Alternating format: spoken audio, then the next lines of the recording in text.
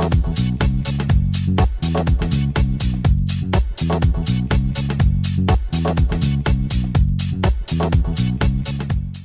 to YouTube channel Let's Talk Procurement, and our episode number is 15, and I brought to you a very common topic called logistic. Today I will discuss with you about definition of logistic, role of logistic in supply chain network, and the logistic requirements and processes.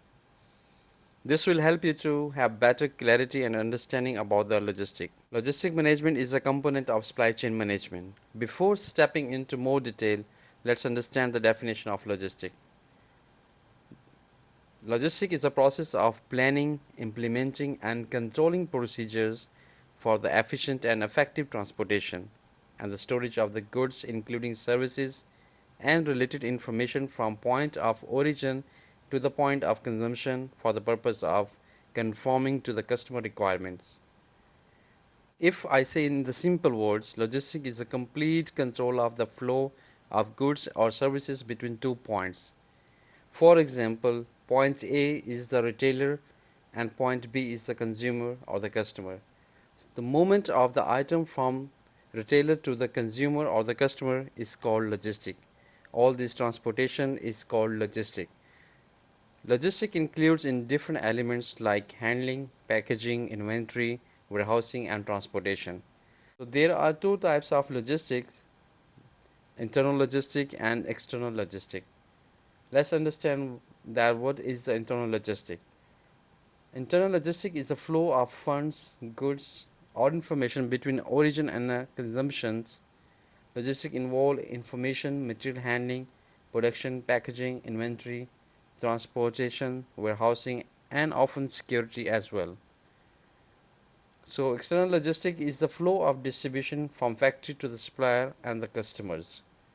If you see transporting goods via sea, freight in a shipping container brings with it the challenges of import and export controls to ensure that the necessary legal documentation is in place to meet your country clearance controls.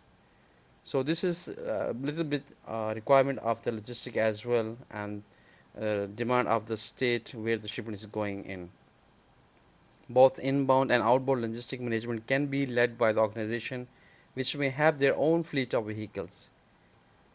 Let's talk about the logistic requirements and the process. Demand planning, fleet management, inventory management, warehouse and storage, order fulfill. So for any organization, if they have a better demand planning and they're following their all forecasting, they will only order what is required, and they know how to implement the process to move the goods from one origin to another origin to avoid the risk of loss or damages. If they have their own fleet management, they have better control the movement of the shipment or the item from one place to another place on domestic level. Similarly, as I explained to you earlier, that if the company has their own fleet vehicles, they will easily manage their inbound and outbound logistic, and they will be well controlled, and which will reduce the cost of the company. Storage. If you have proper warehouse and storage area, this will also help inbound and outbound logistic, which will help them to reduce the expense or extra costs which could be incurred due to the mismanagement of the warehousing and storage. On the fifth point, we could say the impact or requirement of the logistic process is the order fulfill. If everything is in place and there is a proper planning and implementation of the all controls, this will help them to fulfill the orders on time, and there will be no delay and there will be no penalty in the end.